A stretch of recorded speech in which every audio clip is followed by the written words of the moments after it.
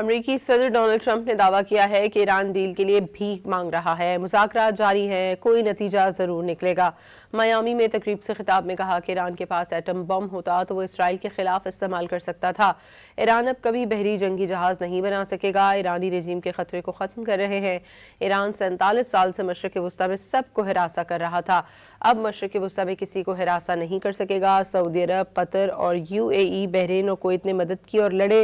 Saudi वली अहद जंगजू हैं, Iran से नहीं डरते हैं।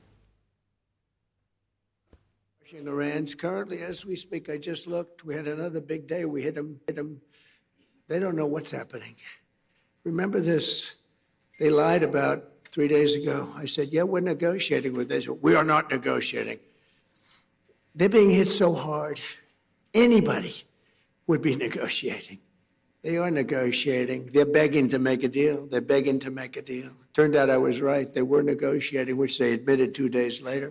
We're negotiating now, and it'd be great if we could do something, but they have to open it up. They have to open up the Strait of Hormuz.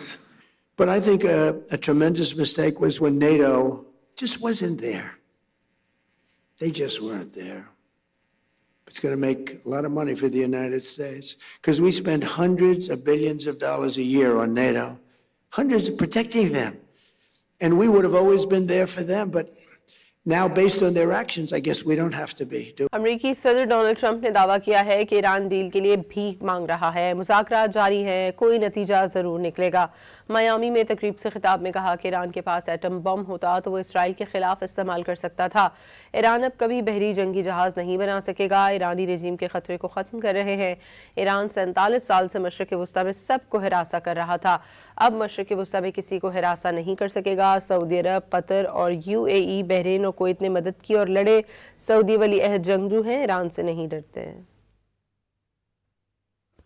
Iran's currently, as we speak, I just looked, we had another big day. We hit them. They don't know what's happening. Remember this, they lied about 3 days ago. I said, yeah, we're negotiating with Israel. We are not negotiating. They're being hit so hard, anybody would be negotiating. They are negotiating. They're begging to make a deal. They're begging to make a deal. Turned out I was right. They were negotiating, which they admitted 2 days later.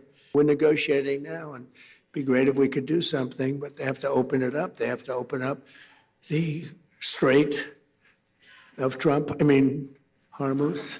But I think a tremendous mistake was when NATO just wasn't there. They just weren't there. It's going to make a lot of money for the United States because we spend hundreds of billions of dollars a year on NATO, hundreds of protecting them. And we would have always been there for them, but now based on their actions, I guess we don't have to be.